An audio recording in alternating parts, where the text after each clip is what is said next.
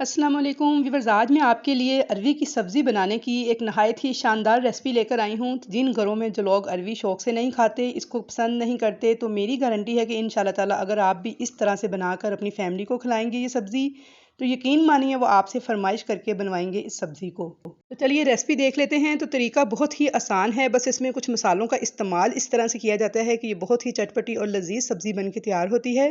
तो यहाँ पे मज़ेदार अरवी बनाने के लिए मैंने ली है आधा किलो अरवी और इसका छिलका उतारने के बाद इसे स्ट्रेनर में डाल के सादा पानी से अच्छे तरीके से वॉश कर लिया था और आधे घंटे के लिए मैंने इसे स्ट्रेनर में इसी तरह छोड़ दिया था ताकि इसका सारा जो पानी है वो ड्राई हो जाए। क्योंकि जब इसे डायरेक्ट हम हाथ लगा के वॉश करते हैं तो हाथों में जलन और ख़ारिश शुरू हो जाती है। तो अगर आपके साथ भी ऐसा होता है तो पहले आप अपने हाथों को मस्टर्ड ऑयल यानी थोड़ा सा सरसों का तेल जो है मल लें, तो फिर आपके हाथों में बिल्कुल भी ख़ारिश या जलन नहीं होगी। तो यहाँ पे अरवी को आधा घंटा हो गया था स्ट्रेनर में मुझे रखे हुए धोने के बाद। तो चलिए अब इसको पकाना स्टार्ट करते हैं। तो इसके लिए सबसे पहले हमने ऑयल लिया है आधा कप और अब इसके अंदर डाल देंगे अरवी। ऑयल को मैंने गर्म कर लिया था और अब अरवी को हमने लाइट सा गोल्डन कलर आने तक अच्छी तरह से फ्राई कर लेना है।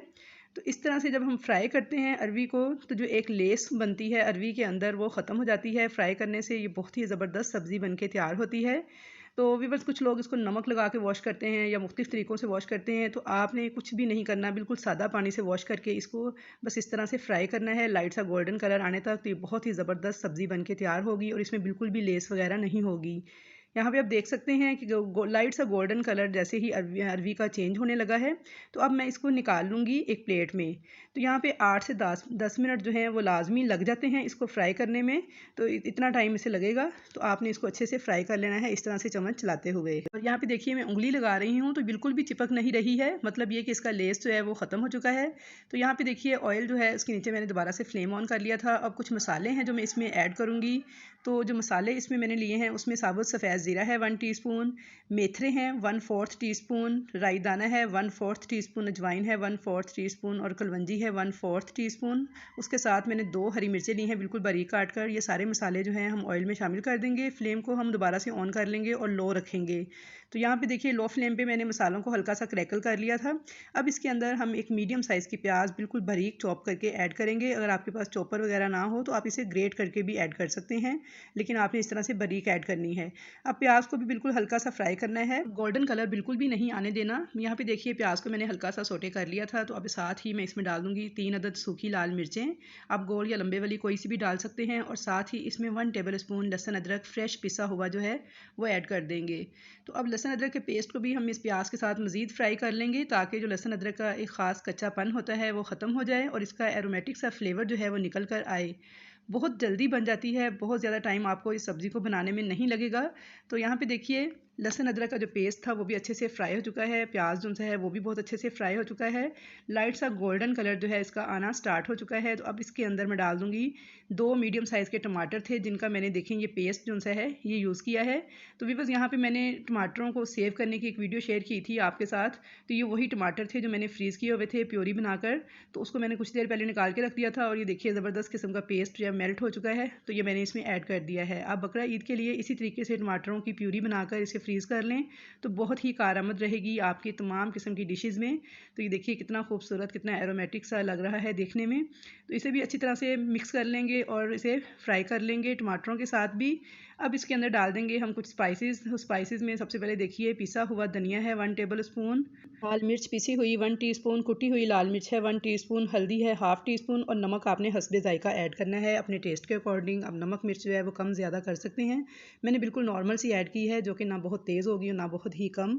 तो अब अच्छी तरह से इसे मिक्स कर लेंगे मसाले को 1 से 2 मिनट तक ताकि जो मसाला है वो भी अच्छे से भुन जाए। आधे कप के करीब इसमें मैं पानी ऐड कर दूँगी ताकि मसाले जो हैं उनका भी कच्चापन ख़त्म हो जाए और अच्छी तरह से ये पक जाएँ। तो जब इसका ऑयल सेपरेट होने लगेगा, सारा पानी इसका ड्राई हो जाएगा, तो तब तक हमने इस मसाले की बुनाई करनी है। तो यहाँ पे देखिए पानी सारा ड्राई हो चुका था, ऑयल सेपरेट होने लगा है, मसाला हमारा बहुत अच्छे तरीके से भुन चुका था। तो अब मैं इसके अंदर शामिल कर दूँगी अरवी और इसको 1 से 2 मिनट तक मसाले के साथ भून लेना है। फ्लेम को हम थोड़ा मीडियम मीडियम ही रखेंगे। तो यहाँ पे देखिए अरबी को मैंने 1 से 2 मिनट तक मसाले के साथ भून लिया है। जब अरबी को फ्राई करते हैं तो 80% तो ये उस वक्त ही कुक हो जाती है। अब इसको गलने में ज़्यादा टाइम बिल्कुल भी नहीं लगेगा, तो इसलिए अब इसके अंदर सिर्फ आधा कप पानी डालेंगे। बहुत कम पानी डाला है मैंने और अब इसको बिल्कुल दम वाली आंच पे आपने पकाना है 10 मिनट तक कवर करके।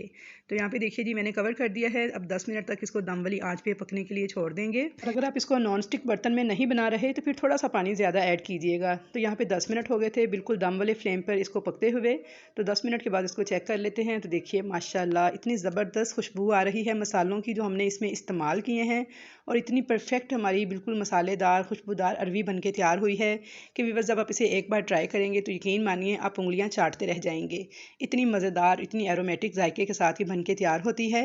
अब इसके ऊपर थोड़ी सी बारीक कटी हुई हरी मिर्चें और हरा धनिया डालकर इसको गार्निश कर लेंगे। और जब आपने इसको सर्व करना है तो लीमू के साथ सर्व करना है। एक लीमू इसके साथ सर्व कीजिएगा या इसके ऊपर निचोड़ दीजिएगा। तो यकीन मानिए ये बहुत ही जायकेदार सब्ज़ी बन के तैयार हुई थी कि खाने वाले उंगलियां चाटते रह गए थे।